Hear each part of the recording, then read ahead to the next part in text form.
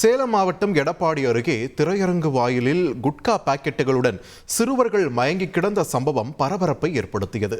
மேட்டுத்தெரு பகுதியில் உள்ள திரையரங்க வாசலில் 14 வயதிற்குட்பட்ட 3 சிறுவர்கள் மயங்கிய நிலையில் இருந்தனர்.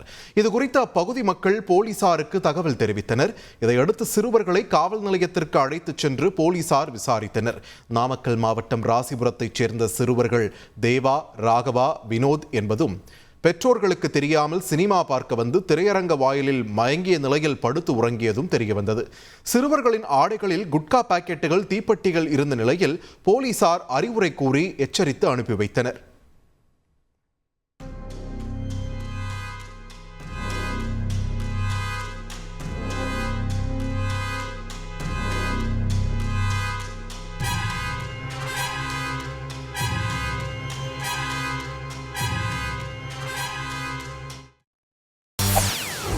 செய்திகளை உடனுக்குடன் தெரிந்து கொள்ள உடனே சப்ஸ்கிரைப் பண்ணுங்க.